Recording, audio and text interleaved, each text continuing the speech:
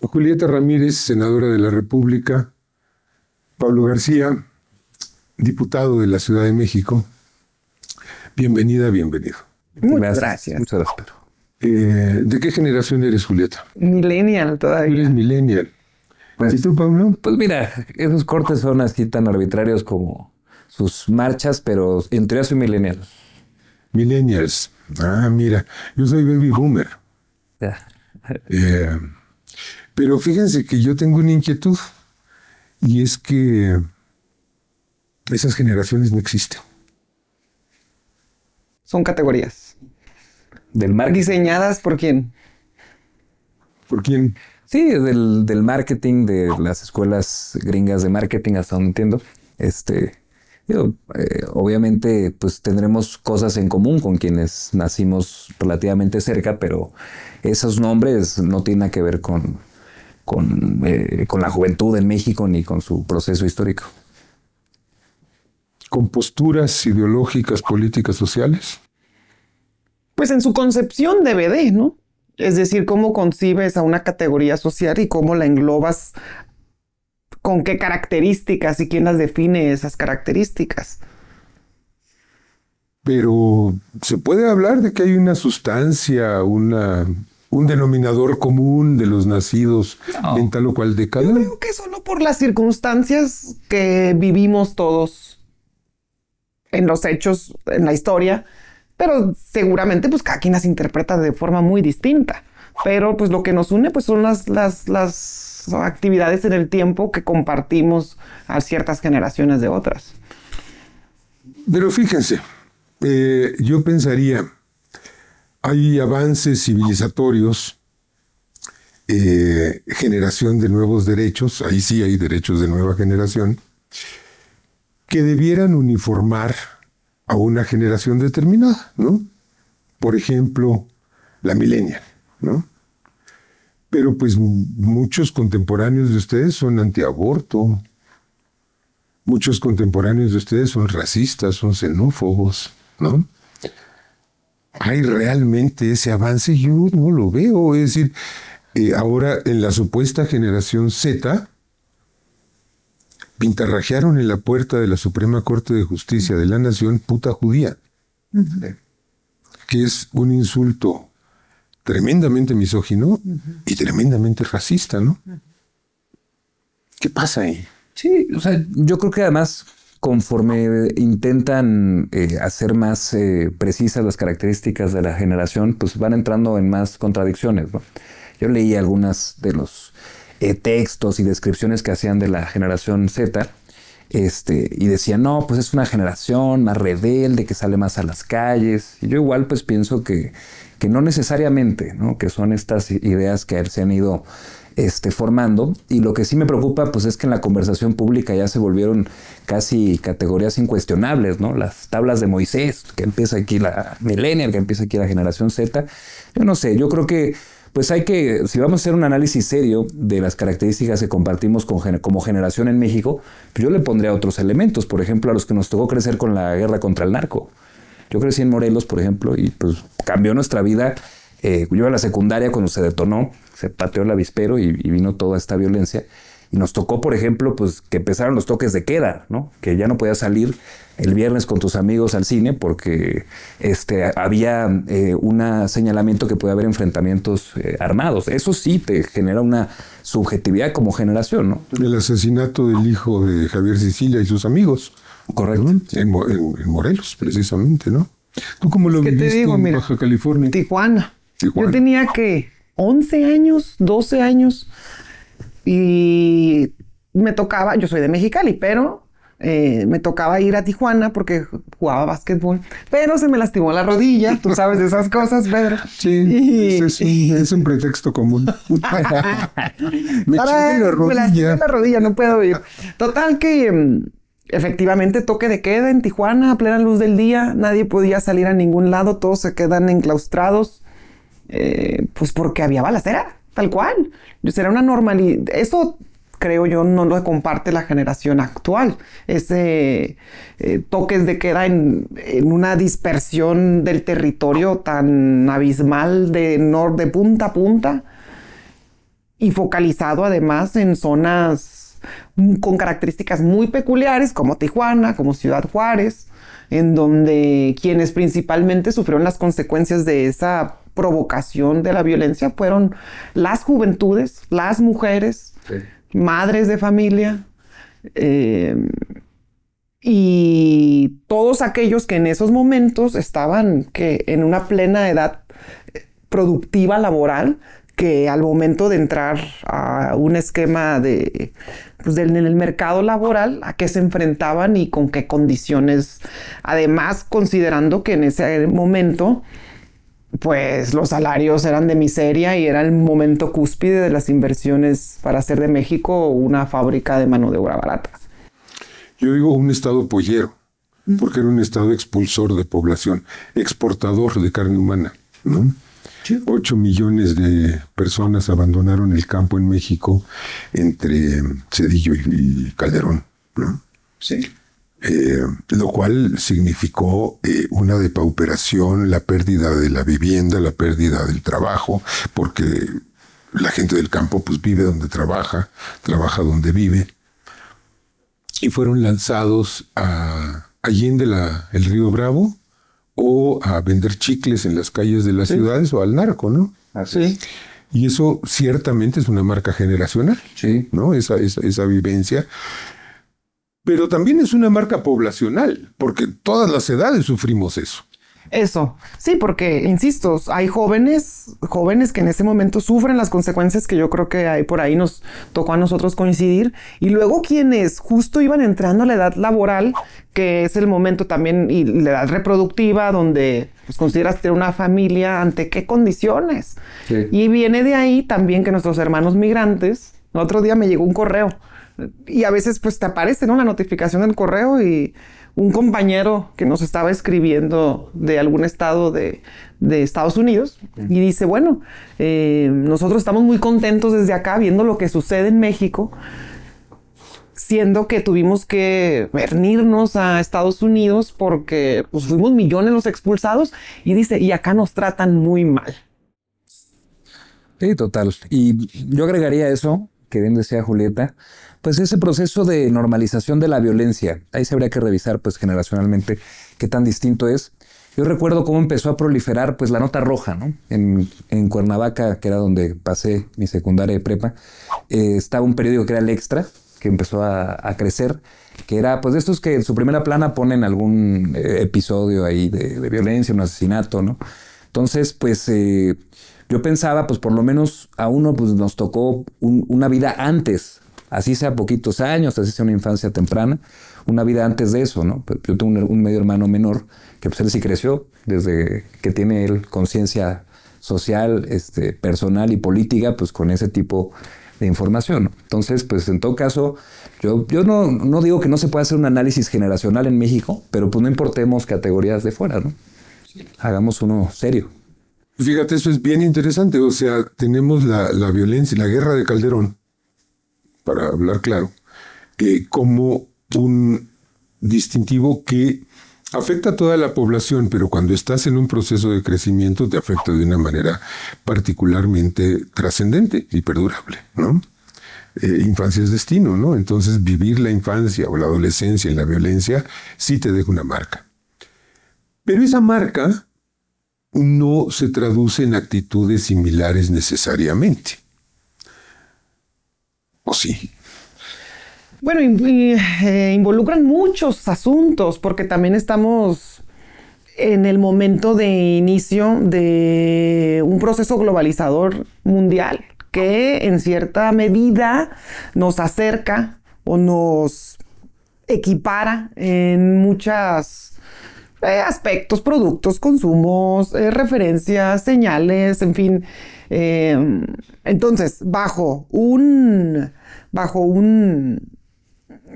pues esquemas internacionales en donde se conduce un modelo, una visión y se importa y se impregna pues a muchos países un modelo, una perspectiva, una forma de conducir la política pública y también una forma incluso de configurar las ciudades para esto que decíamos, la mano de obra barata. Pues definitivamente impacta e involucra, pero retomando lo que decían, ¿cómo hacemos para que se reconozcan las categorías propias de la población mexicana? Porque si el día de hoy nos ponemos a analizar la sociedad mexicana, pues encontraremos que nuestro proceso histórico peculiar en estos últimos 10 años es muy distinto a cualquier otro de todo el mundo. Y en los últimos 20 años también tendrá muchas particularidades y peculiaridades a diferencia de todo el mundo. Y creo que tradicionalmente nos han querido encapsular como en décadas, ¿no? También América Latina, pues casi todo lo que estudiamos sobre la época contemporánea en América Latina, pues tiene que ver con una concepción exterior de América Latina, ni siquiera la propia. Y sabemos perfectamente cuáles años se caracterizaban por las dictaduras y vamos estudiando conforme a ciertas categorías importadas, sí, pero cada país ha tenido sus procesos históricos específicos que pudiéramos analizar para entonces desarrollar internamente nuestras propias concepciones. Yo creo que hay un factor que excepcionalmente ha marcado generacionalmente a la población en todo el mundo. Es la pandemia. Sí. Fuera de ese, yo no alcanzo a imaginarme uno. O sea, porque la guerra de Vietnam afecta a la juventud de Estados Unidos, de Europa en menor medida, pero la juventud chilena o la paraguaya o la mexicana... Sí, sí. Mayoritariamente no estaban involucradas en el problema de la guerra de Vietnam, ¿no? Y entonces, salvo excepciones como la pandemia... Ahí puedes ubicar la circunstancia, la situación de la juventud estadounidense, sí. Las consecuencias y secuelas producto de la guerra de Vietnam, cómo las sufrió el pueblo estadounidense, pero si no las importas o las concibes conforme a otro país que no vivió una guerra de Vietnam, ¿no? Claro. Entonces tenemos que la generación baby boomer, la generación de millennials, la generación X, la generación Z, son inventos gringos, sí. Son categorías gringas, eso ya queda claro, ¿no? Claro. O sea, yo soy de la generación baby boomer, pero soy hijo único. O sea... ahora entiendo todo. Sí, yo creo que pues no puede haber pues cortes así sin experiencias compartidas, ¿no? Que es un poco lo que decían ambos. Quizá pensando otra vez en el caso nuestro, la guerra contra el narco, quizá lo que sí provocó, desde mi punto de vista, fue una radicalización del individualismo, del ensimismamiento. Ya veníamos con un bombardeo cultural, ¿no? De los años 90, de esta nueva hegemonía cultural liberal, individual. Creo que lo que provocó, al menos en las ciudades, pues fue menos ganas de compartir espacios colectivos, comunes. Pero yo recuerdo en aquellos tiempos, pues ya no, obviamente, pues tú como joven pues quieres seguir estando con tus amigos, teniendo espacios con ellos, pero pues las propias familias empezaron como una dinámica de no salga nadie, hay que quedarnos todos en nuestra casa, y si vienes, y si quieres ver a tus amigos que sea en la casa de otra persona, entonces... Y ya... aún en la casa pasaban cosas como Villas de Salvarcar. Sí. ¿No? En donde llegaba un comando a asesinar a... Sí. Quizá eso, ¿no? Yo creo que por eso lo que logró el presidente López Obrador, pues fue una cosa que... era muy, fue, digamos, casi contrahistórica, ¿no? Por todo lo que estaba pasando. Lograr esa identidad colectiva nos permitió a muchos, pues, poder tener una mínima experiencia militante, ¿no? Era difícil tener vínculos políticos en ese momento, ¿no?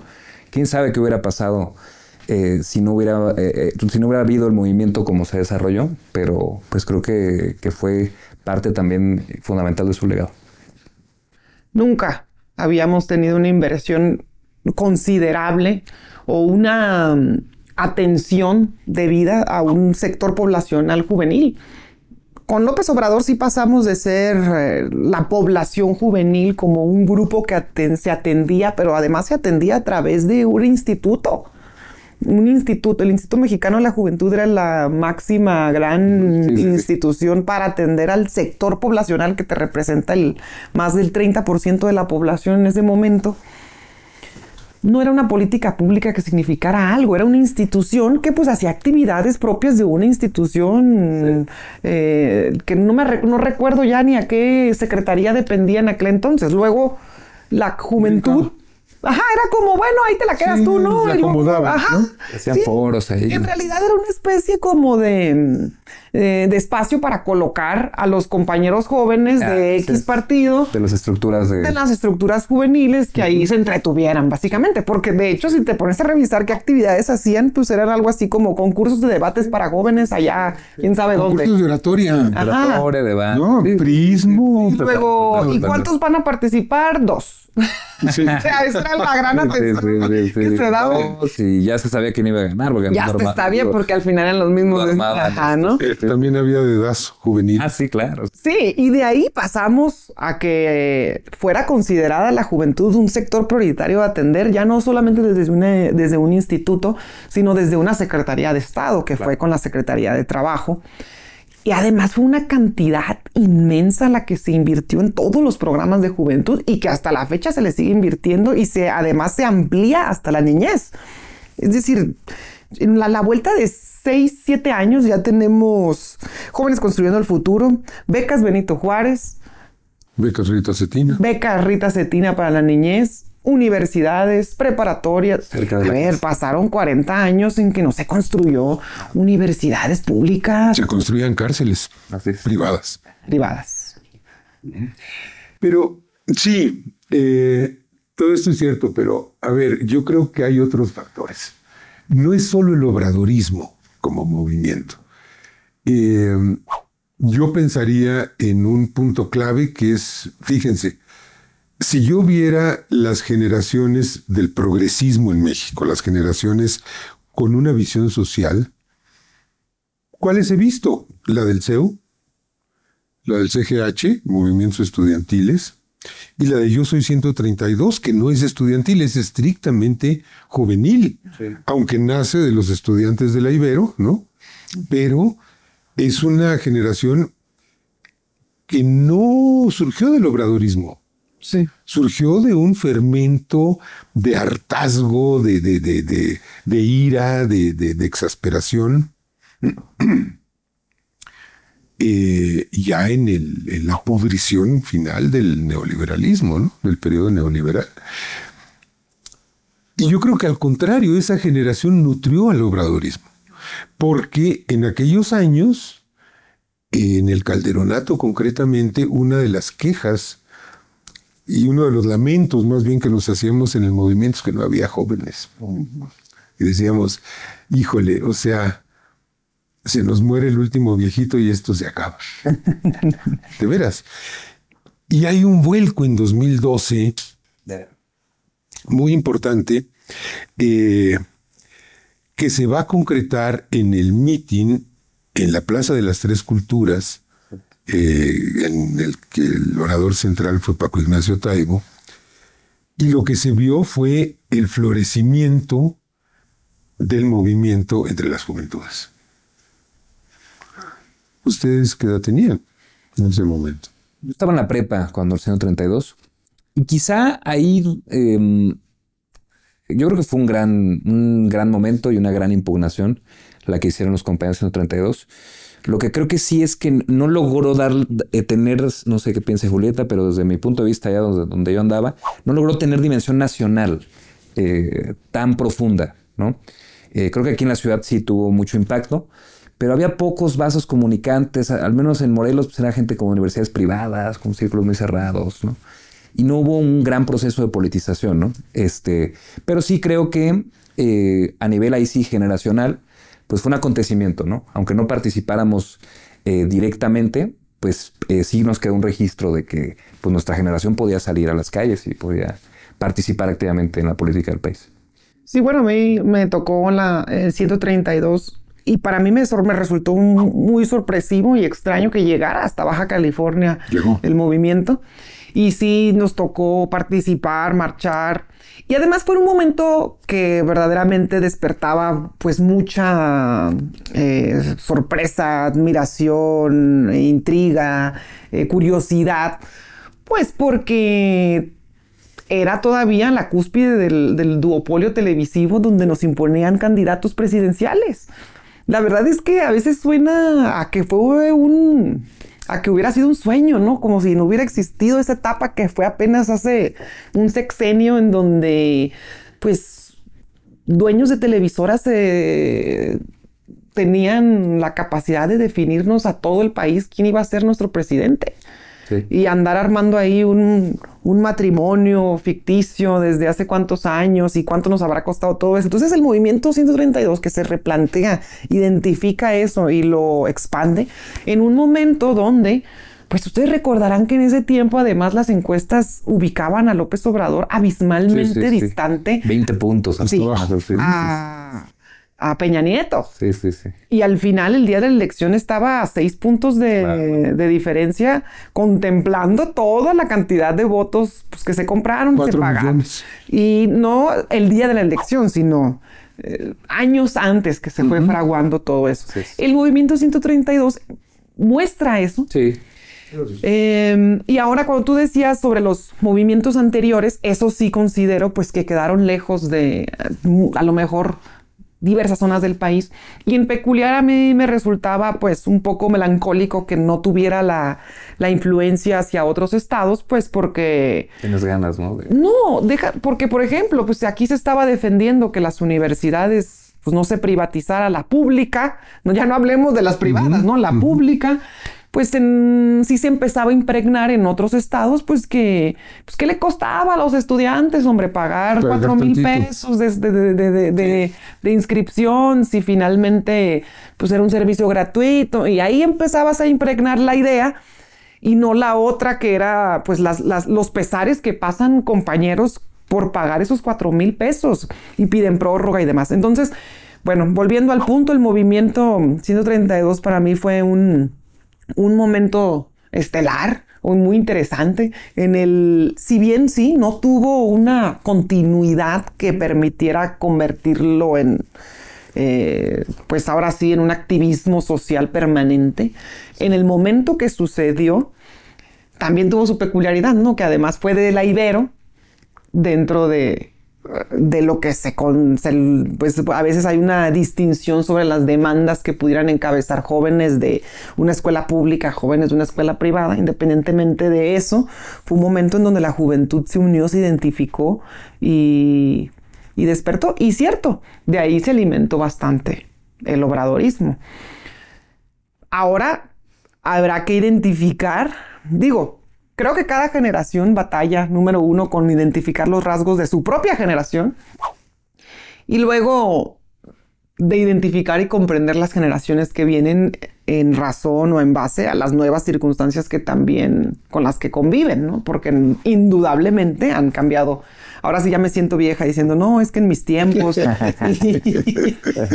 Pero es una permanente comparativa en donde revisamos y la generación Z, apodada o comentada como generación Z, pues sí tendrá sus propias condiciones. Pero primero empecemos por identificar si los movimientos o si las voces que se expresan son claramente de la generación Z, porque estamos hablando del 132 donde había estudiantes jóvenes, ¿no? O sea, sí eran unas ahora acá pues algo así como que digan, ahí vamos a la marcha de la generación Z y salga Pedro Miguel, pues ahora sí que me parecería un poco extraño. ¿No? Sí, bueno, es que el 15 de noviembre sacaron todas las existencias del Museo de Antropología a Paseo de la Reforma. Yo decía, después de ver eso, yo también soy generación Z, qué alegre. ¿No? Juventud, no te acabes nunca. Las momias de Guanajuato, Pues sí, no, pero es que fíjate que a ver, aquí yo creo que yo quiero seguirle dando vueltas a Yo Soy 132 por una razón. A ver, es un movimiento generacional progresista. Sí. democrático, Sí. ¿no? De avanzada. Y de los medios de comunicación en particular. Sí. Sí. Redistribución del poder mediático. Pero hubo mucha juventud que no estuvo en Yo Soy 132. Correcto. O por apatía o porque pensaba que estaba bien el régimen. Todavía hubo mucha. Bueno, pero fíjense qué cosa. El mensaje central del movimiento Yo Soy 132 es: tenemos que romper la alianza entre el poder político y el poder mediático. Sí. Esa es la almendra del discurso. Bueno, ese es un discurso que cuando fundamos la jornada en 1984, es decir, casi 20 años antes, teníamos muy claro. Pero no nos entendían. Claro. Nosotros decíamos, es que no se puede democratizar el país si no se democratizan los medios. Y nos decían, no, pero a ver, una cosa es política y otra es periodismo, ¿qué tiene que ver? No se entendía. Y de pronto vemos que aparentemente de la nada surge un movimiento que dice... Lo tenía muy clarito. Y lo ¿no? tenía clarito, ¿no? Entonces fíjense qué hilos tan misteriosos corren por ahí. Y después, ¿qué pasa? Cuando se da la protesta contra Peña Nieto en la Ibero, porque Peña Nieto con un cinismo y una estupidez brutales dice, sí, yo fui responsable de la represión en Atenco, que implicaba 2 chavos asesinados, decenas de mujeres violadas, torturados, etc. Y los estudiantes lo confrontan y se va y se mete en el baño, toda la historia, ¿no? Esa tarde, el presidente del PRI era Pedro Joaquín Caldwell. Y emite una declaración que fue la que detonó el movimiento. Porque hasta ese momento, hasta el mediodía, digamos que había era un pasado, bochinche, ¿no? Había sido una situación de campaña. Una situación de campaña y algo aislado. Pero lo que dice Caldwell es, estamos investigando quiénes son los revoltosos. Eso lleva a muchos a decir, soy yo. Sí, sí. Claro. Somos 131 más 1, Yo Soy 132. Claro. Pero además en ese momento, cuando yo Y veo además la diciendo que no eran ni estudiantes, ¿no? que no eran ni estudiantes, claro, ¿no? Eran, sí, provocadores, etcétera, ¿no?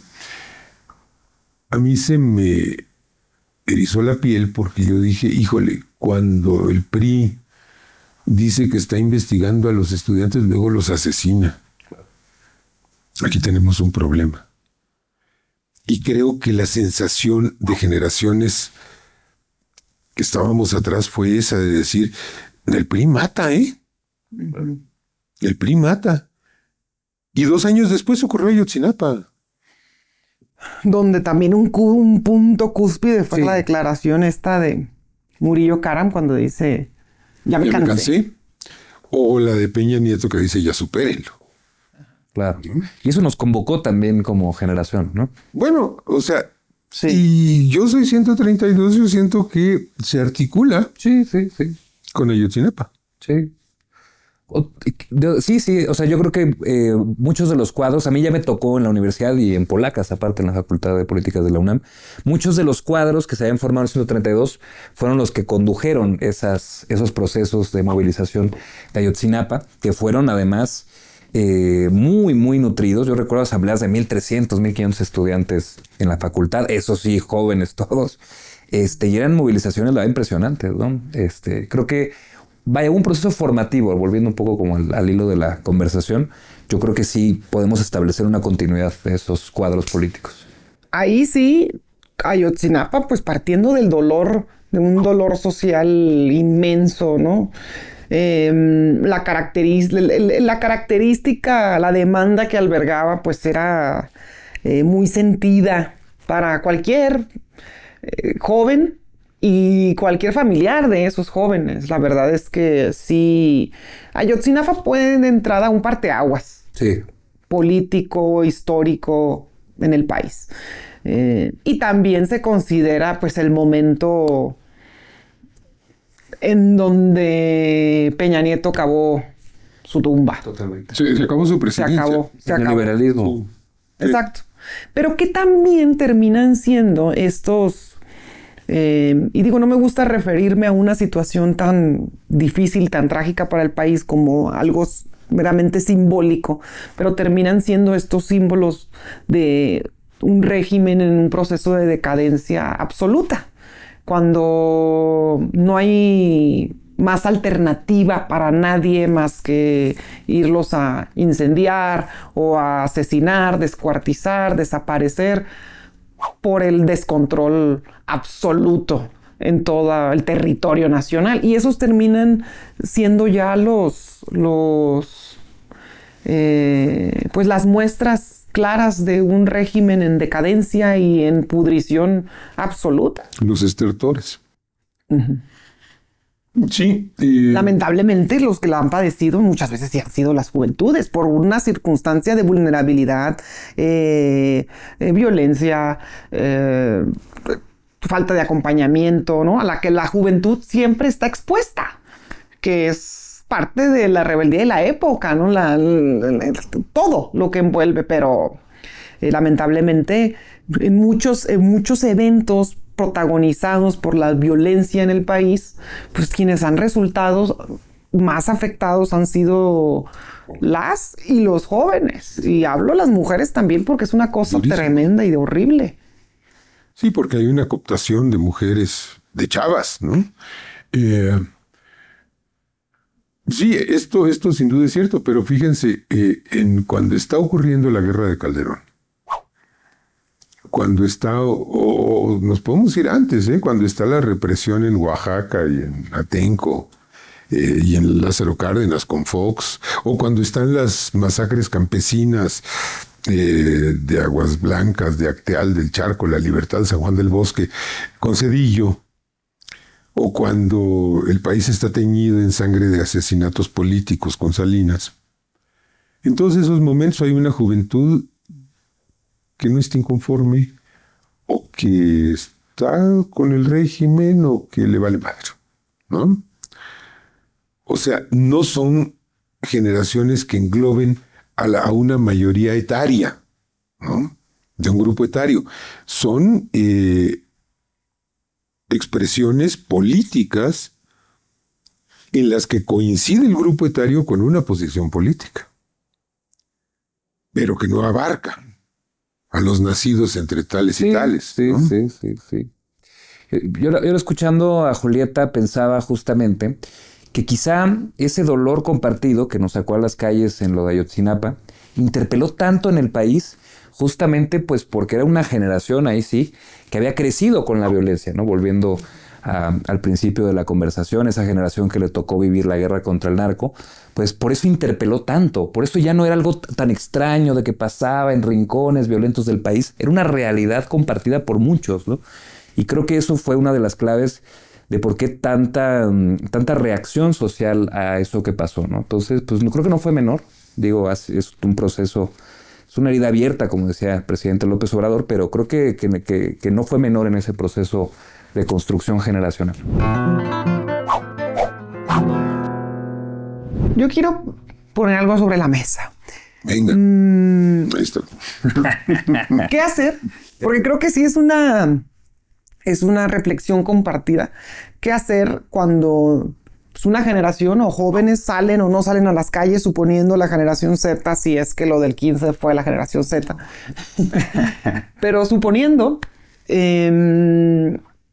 hay una circunstancia de cierta generación a la que tal vez no estamos sabiendo cómo comunicarnos con ella, pero que evidentemente no tiene la memoria reciente o la vivencia de todos estos sucesos que al menos a nosotros nos tocó compartir.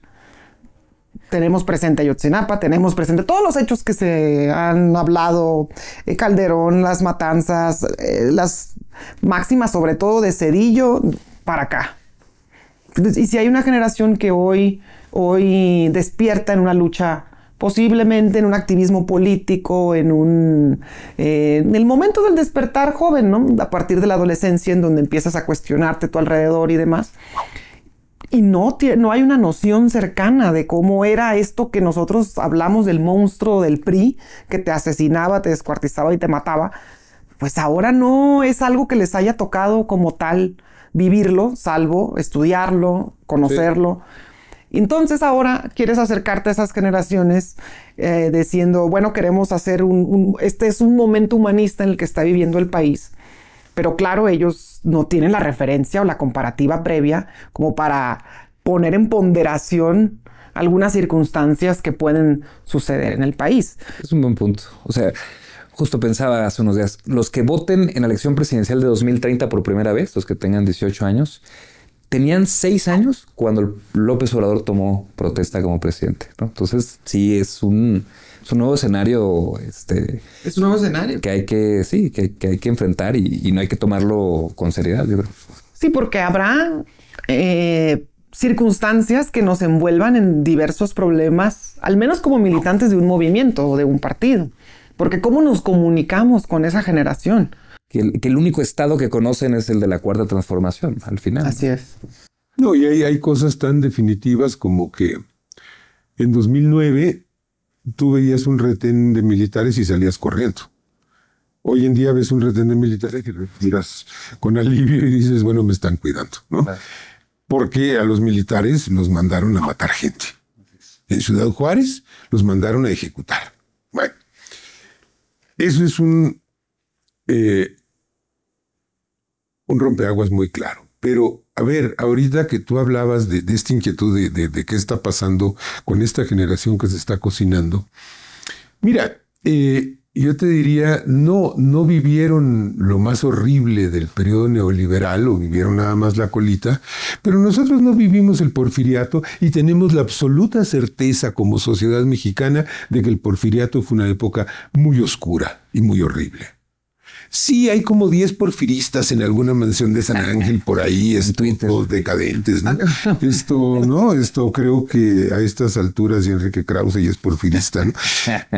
Y hay el neoporfirismo, sí, que es un porfirismo vergonzante porque no reivindican a Porfirio Díaz, ¿eh? Claro. Bueno, o sea, nosotros reivindicamos a Juárez, reivindicamos a Cárdenas, ellos no se atreven a reivindicar a Porfirio Díaz ni a Maximiliano. Sí. Bueno. Y sin embargo, como sociedad, tenemos la clarísima noción de que el porfiriato fue algo muy espantoso. Claro. Y yo creo que... Y no es porque lo vemos, al menos con un poco de mayor distancia. Una distancia que te permite estudiarlo, analizarlo y siendo un poquito...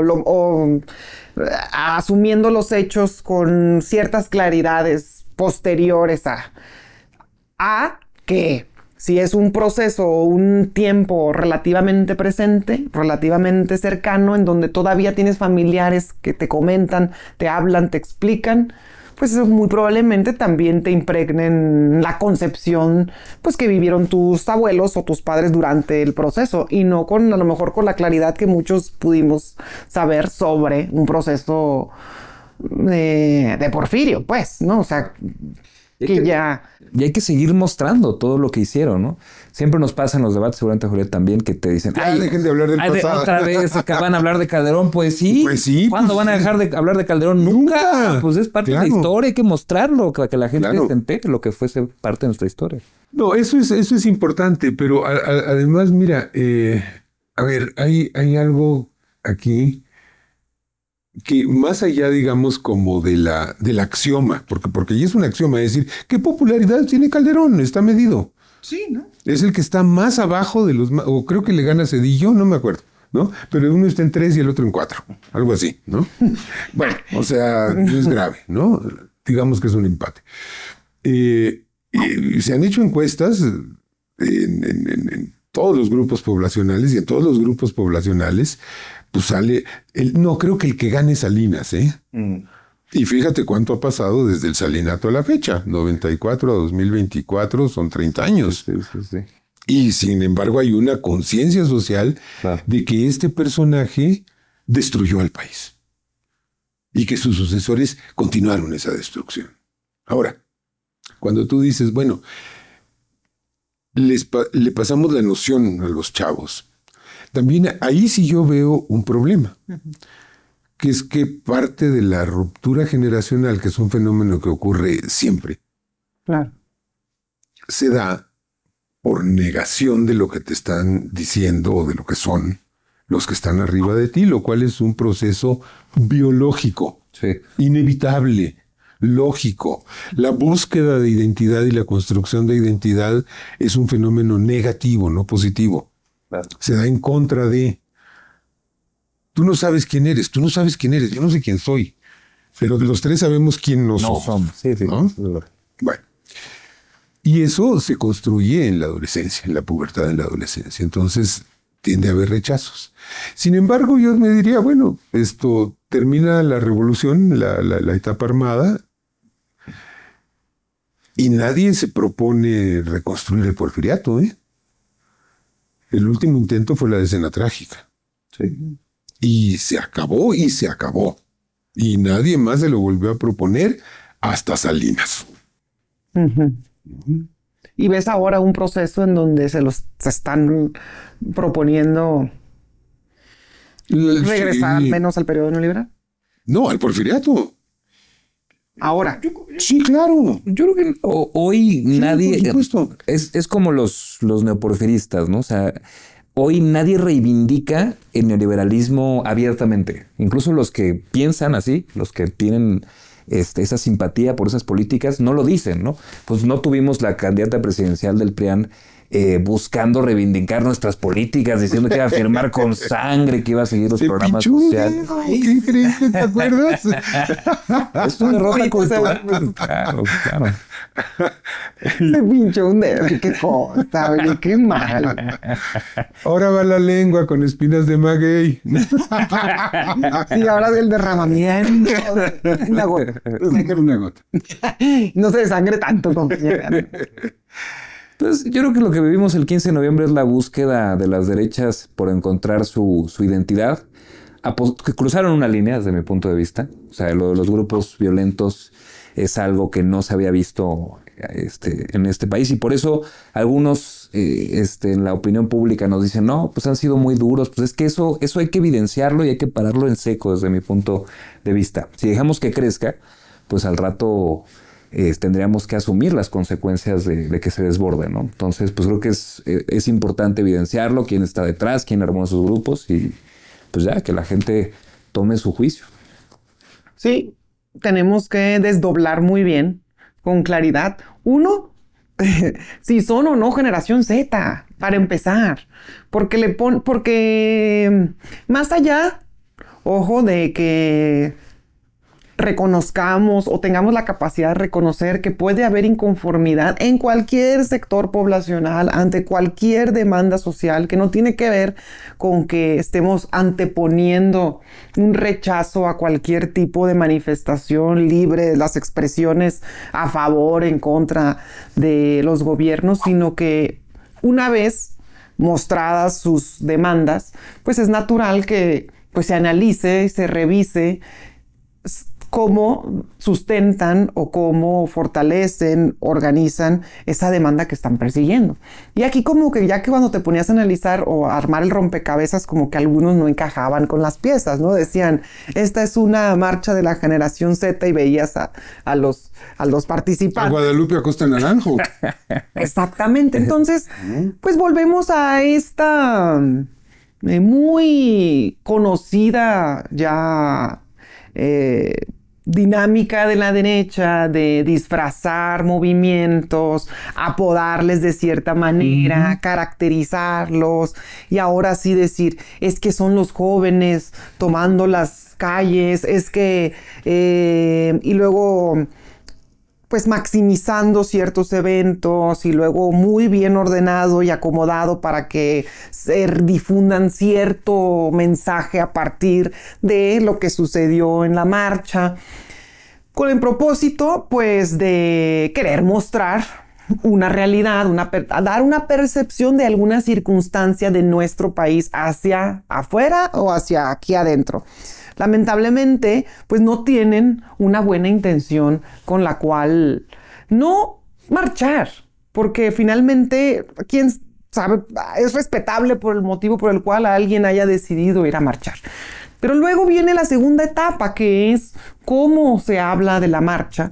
Y es ahí donde también nosotros nos damos cuenta cuánto poder mediático guardan todavía, porque difunden sus líneas narrativas, difunden sus imágenes en todos los canales, en todas las fuentes, y propagan y ordenan con sus opinólogos y analistas y demás, pues una muy definida línea de conceptos para que poco a poco nos vayamos todos los demás creando esta idea asociada a la violencia, asociada a la dictadura, asociada a la represión, asociada a la tiranía.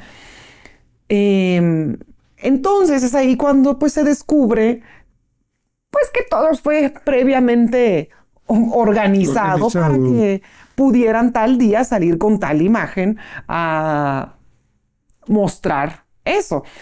Y luego también hasta lo puedes contrastar con el número de asistentes, si tú quieres, o con ciertas dinámicas que pueden suceder el día de la actividad, el día de la manifestación, pero que no corresponden a las dimensiones que se les da post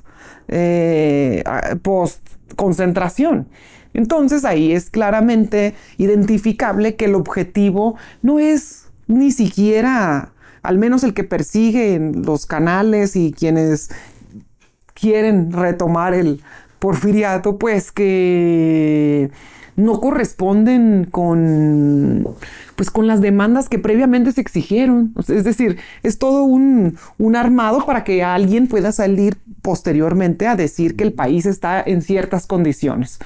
Y claramente su interés no es mostrar que el país está en buenas condiciones. Entonces todo está confabulado para que ellos tengan la capacidad de mostrar al exterior que el país está hecho pedazos. Es lo que querían. La imagen de Palacio en llamas, ¿no? Y pintado.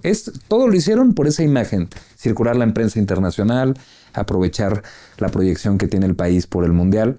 O sea, la receta del dilmazo así, ABC, ¿no? Sí, pero México no es Brasil. Pero México no es Brasil. Ni es Nepal, ni es Irak, ni es Libia. Así es. Tú hablabas del todo el poder mediático que conservan. Yo siento que el poder mediático lo perdieron desde 2012, fíjate, Julieta, porque empeñaron todo el poder mediático y perdieron la elección en ese tiempo. Es decir, si no es por los 4 millones de votos que compraron, Peña Nieto pierde. En las casillas especiales, que son las que no están vinculadas a ningún posible mecanismo de compra de voto, ganó López Obrador en 2012. Sí. Ellos perdieron esa elección. Ellos le apostaban a que con su poder mediático iban a poder ganar sin fraude y con mayoría absoluta. Y tuvieron que meterle fraude y se quedaron muy lejos de la mayoría absoluta. Sí, bien. Entonces, ese poder mediático está muy mellado. Ahora, eso fue en el 2012, pero luego vino todo el sexenio donde se fortaleció en el sexenio de Peña Nieto algo, porque se financió, se pagó, o sea, finalmente la capacidad económica la conservaron. Pero es que músculo financiero no es credibilidad. Claro. Eso sí lo creo. TV Azteca, ¿no? Eso sí que es una cosa ya obscena, ¿no? O sea, el nivel de propaganda que sueltan ahí. Les queda TV Azteca, que por lástima todavía lo veo algún sector de la población, cada vez menos. Algunos medios, ¿no? Que pueden comprar ahí notas. Lo que sí creo que fue una novedad es la injerencia, el nivel de injerencia extranjera, ¿no? O sea, las cuentas relacionadas con el presidente de Argentina, las cuentas relacionadas con Estados Unidos. Creo que eso sí, nunca habíamos visto esa cargada en ese nivel. Pero fue muy burdo. Creo que a la gente, incluso a los de derecha, pues no les gusta sentirse manipulados al nivel en el que estuvieron. Desde mi punto de vista fue demasiado burdo esa estrategia.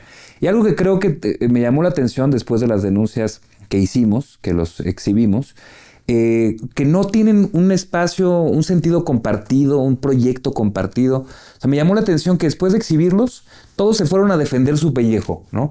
La alcaldesa de Cuauhtémoc lleva 5 días haciendo videos y videos diciendo que ella no tuvo nada que ver. Bueno, pues, ¿para qué tanto interés en esclarecer, ¿no? El alcalde de Miguel Hidalgo igual, el chico de los contratos también a defender su pellejo. O sea, porque no tienen un proyecto común que los amalgame, ¿no? Sí, O sea, nosotros sí lo tienen. Pero pues no lo asumen, ¿no?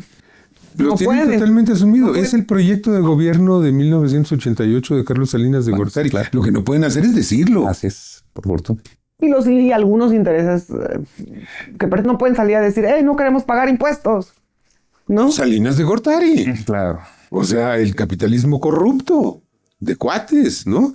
Pero no, mira, yo creo que esto es bien interesante porque Televisa se va a la ruina ya con Peña Nieto. Porque tiene que cargar con su criatura, su Bendy, ¿no? O sea, claro, pues es decir, la ruina de Peña Nieto es la ruina de Televisa. Sí, total. Y empieza a haber un fenómeno que a mí me parece fascinante.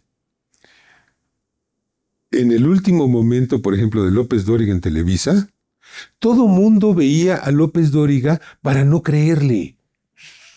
Es que era fascinante, de veras, o sea, Para saber vamos qué a no ver está qué pasando. mentiras está diciendo como ahora ven a Loret, ¿no? Entonces, mira, el hecho es que trataron de desestabilizar. Claramente, hay un patrón, o sea, estos paros carreteros y Sí. las manifestaciones pues, son el guión de Kissinger en Chile en 1973, clarísimo. Pero México tampoco es Chile en 1973. Y Claudia Sheinbaum no es Allende. Allende tenía 1/3 de la población a su favor. Claudia Sheinbaum tiene más del 70%. Así es. Y estamos en plena revolución. En Chile no se llegó a hacer una revolución. Correcto.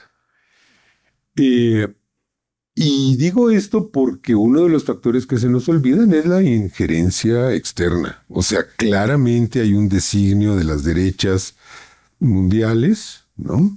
Contra México. Contra México. O sea, México es su objetivo y es el objetivo de trumpistas, de Milei, de los españoles de Vox, de este personaje negre, ¿no? Sí. Es que ya es el contrafáctico, es la piedrita en el ¿no? zapato. Que es prófugo de la justicia española y entonces se refugia en la Argentina de Milei y desde ahí viene a operar a México, ¿no?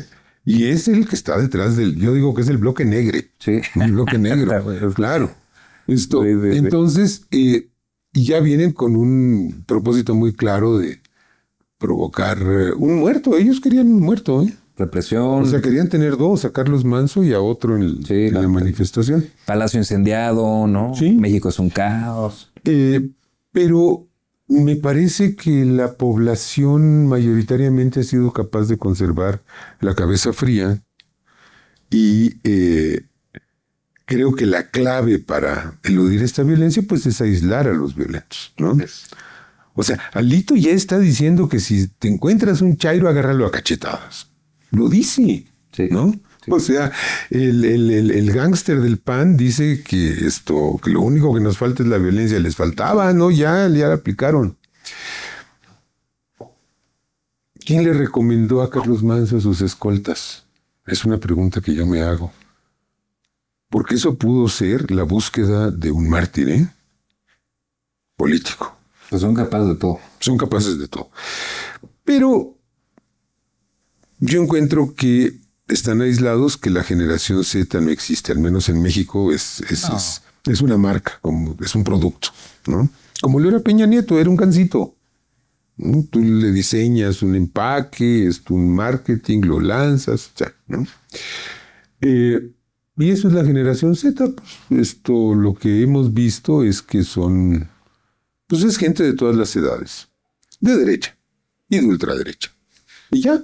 Los que marchaban en la Marea Rosa, muchos de ellos son hasta los mismos individuos, ¿no? Que se ven en las fotos que estaban hace un año. Sí llama la atención la reducción de la convocatoria, ¿no? O sea, creo que hay una desmovilización por parte de la derecha importante y a la par la apuesta por la violencia, ¿no? Que además fue muy irresponsable, se los decíamos también a los panistas y priistas, a quien pusieron en riesgo con todos estos actos violentos, es a su propia base social. O sea, Hay una entrevista muy buena que hacía un comunicador, que está una señora así defendiendo, no, aquí no es como con los chairos, nosotros no somos violentos, y mocos, escucha en el fondo un golpazo que de los grupos esos que había. Entonces, pues muy irresponsable lo que están haciendo.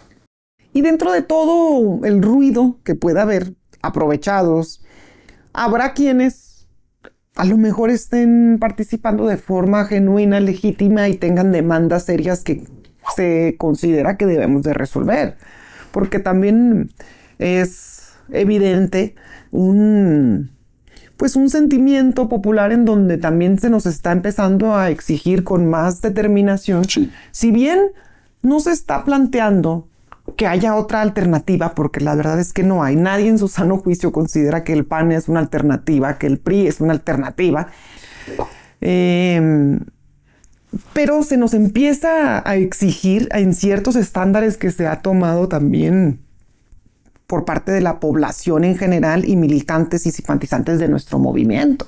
Lo que sí veo además, o independientemente de esto, que luego se mezcla, y creo que es ahí cuando se mezcla, que quienes tengan alguna inconformidad por posibles contradicciones internas que tengamos en nuestro movimiento, resulta que lo juntan con esta intentona de la derecha de la generación Z y entonces quieren que nosotros tomemos una postura o una imagen y esa es la que proyectan diciendo no, es que es la derecha, como si no nos interesaran esas otras voces que se manifiestan genuinamente contra posibles acciones que estemos haciendo nosotros que no estén resultando muy cayendo bien en otras personas, ¿no?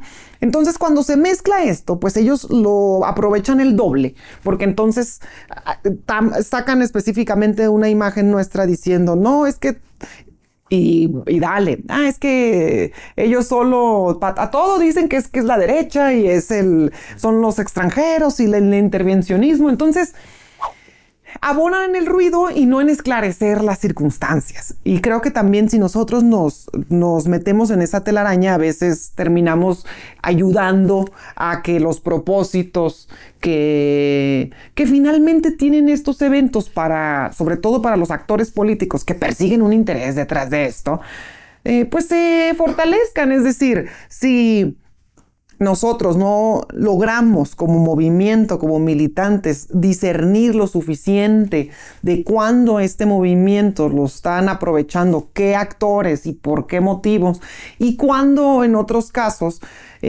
puede haber manifestaciones genuinas que a lo mejor tenemos que también considerar y resolver, porque tampoco creo que estemos exentos de algunos detalles y también creo que se ha manifestado una población que quiere o sea, que seamos muy serios en cuanto a nuestros niveles de congruencia interna dentro del movimiento. El reclamo legítimo es la inseguridad. Yo creo que esto es clarísimo, ¿no? Pero, bueno, es un reclamo que se viene expresando desde el sexenio de Felipe Calderón, o sea, la Marcha Blanca que se hizo, en la que, y si mucho me apuran desde antes, cuando asesinan a Paco Stanley en el 99, si mal no recuerdo, 98, sí.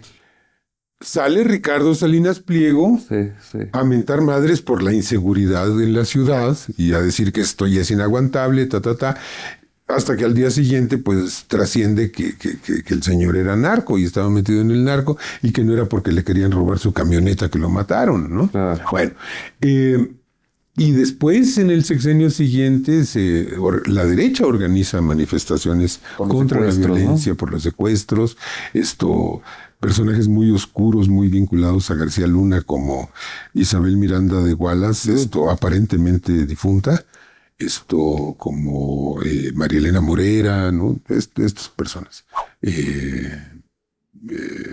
Martí, ¿no? En fin, bueno. Ese reclamo viene de muy atrás. Uh-huh. Claro. El asesinato de Carlos Manso es un catalizador, pero pues no es el único presidente municipal asesinado, ni de lejos, ¿eh? Ni los asesinatos de presidentes municipales vienen de muy atrás. En todo caso, lo que parece haber es el intento de descalificar una estrategia de construcción de la paz y de descalificar. Han usado mucho para golpear la frase de abrazos no balazos, ¿no? Y han usado muchísimo la idea de que la 4T en realidad está aliada con el narco, ¿no? Y que por eso no hace masacres como las hacían Calderón y Peña Nieto, ¿no? Porque no se hacen masacres. Sí, ¿no? Está padre cómo agarran el concepto y luego lo forzan y lo quieren meter así, ¿no? A fuerzas y que permee la circunstancia, pero primero identifican el concepto y luego se averiguan cómo lo venden y cómo intentan que la gente lo compre tal cual, ¿no? Ahora, aquí yo veo una línea divisoria y una línea roja, infranqueable, entre un pensamiento humanista y un pensamiento de derecha. Desde la perspectiva de un pensamiento humanista, tú no puedes exterminar a los infractores. Desde un pensamiento de derecha es perfectamente correcto encarcelarlos, subirles la pena a 200 años, inyectarles Baigón en las venas como hacen los gringos, o despedazarlos, torturarlos, colgarlos de los puentes. El punitivismo y el populismo penal, ¿no?, consideran que los seres humanos son malos y porque nacemos con el pecado original y la marca de Caín. Y no, alguien desviado, pues ya se jodió, o sea, no tiene redención posible. Desde la izquierda no podemos pensar así. No podemos pensar así. Pensamos en que las personas son producto de sus circunstancias y que lo que tenemos que cambiar son las circunstancias y no exterminar a las personas. Y el contraste está clarísimo. Ellos construían cárceles, nosotros construimos universidades. Y lo vamos a seguir haciendo. Con inteligencia policial, con presencia de la Guardia Nacional. Es compatible con atender el día a día de la seguridad de las comunidades. Pero no vamos a hacer otro Apatzingán, otro Tanguato, otra Tlatlaya. Exacto. Eso no va a volver a ocurrir. Y yo creo que ahí está el quid de la cuestión, ¿no? ¿Es legítima la inconformidad por la inseguridad? Por supuesto que lo es. Sí. Pero, pues estás en un lado, estás en el otro. Y creo que ese descontento y esa inconformidad que reclama mano dura no debe pasar. Totalmente. Que el propio Manso pedía mano dura y decía, maten a los criminales, ¿no? Pues por eso le han dado tanto vuelo, ¿no? Yo creo que es una buena reflexión. O sea, mucho se ha dicho también en torno a la autocrítica. A veces una autocrítica entendida como concederle algo de la narrativa del otro lado, lo cual creo que es un error. Quererles comprar hasta el más mínimo argumento a esos de Negre, la derecha diario y ese sector rancio y podrido de la derecha internacional. Yo creo que nuestra regulación tiene que ser las demandas, ¿no? Y hablaban, por ejemplo, de la seguridad. Yo creo que se puede distinguir bien que sí es una demanda auténtica, genuina, que quizá como gobierno no estamos atendiendo bien, y que es una fabricación absoluta como fue la marcha del 15 de noviembre. O sea, ¿cuál era la demanda detrás de esa marcha? Acabar con la 4T, que no vaya Claudia. No había demanda material, ¿no? Entonces yo creo que ese es un buen criterio para discernir, a ver, pues qué es un reclamo social legítimo y cuál es una fabricación. Y a la fabricación no hay que concederle nada. Luego estos que dicen, no, pues es que hay que validar la demanda del otro lado solo porque es una crítica. Es un error absoluto, ¿no? O sea, hay que validar las demandas, los reclamos y las fabricaciones de la derecha hay que combatirlas. Coincido. Lo que creo es que la derecha aprovecha cualquier ruido que tengamos, tanto... A ver, tenemos dos superficies que creo que tenemos que cuidar como movimiento. Uno, pues, es el ejercicio de gobierno, que ya implica los resultados que una población demanda, porque, pues, ejerces un gobierno sobre cuántos millones de personas. Y otro, pues, el movimiento en sí mismo, la capacidad que se tenga como organización política transformadora con un rumbo en perspectivas de cambiar y continuar la revolución del país. Cuando ellos, a ver, porque también creo que ha sido muy notoria este intento no solo de desacreditar o de posicionar demandas fabricadas, pero que finalmente son demandas legítimas, o sea, asociadas con una necesidad muy específica, básica, como es la seguridad, pero también con nuestros símbolos propios del movimiento. Es decir, ha sido tremenda la resurrección del fantasma de López Obrador con el objetivo de manchar su imagen, que es la génesis de nuestro movimiento. Claro. Y luego, por consecuencia, todo en cascada. Y en esa peculiar distinción, pues la unifican con el objetivo de golpear por la parte de posibles resultados de gobierno y luego por la parte del movimiento, que lo asocio más con una autoridad moral. ¿Y qué quieren hacer? Pues destruir ambas. Claro. Destruir ambos prestigios que pueda tener la propia presidenta, el propio presidente y todos los símbolos que conlleven sus personas y su historia.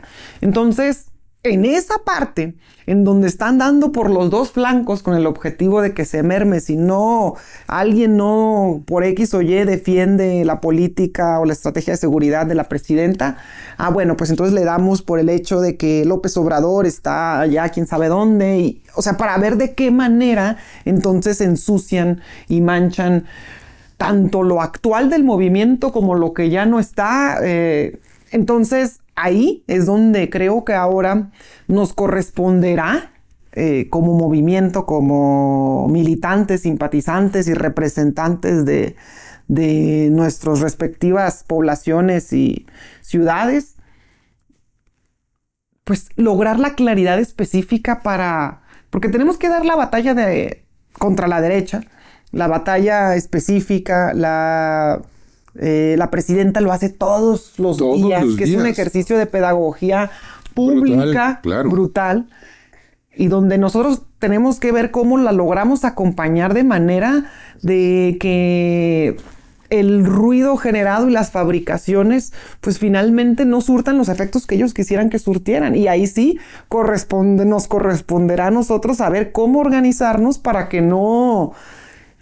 pues para que la población tenga la claridad y la distinción. Si no, la presidenta nos decía el otro día que nos reunimos las y los legisladores con ella, dijo, no abandonemos ninguna de nuestras trincheras.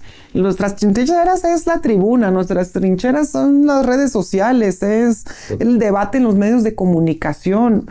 Esa es la labor que tenemos que hacer políticamente y sin abandonar el territorio, porque claro, ahí les encargo. Entonces, ahí está la demanda auténtica.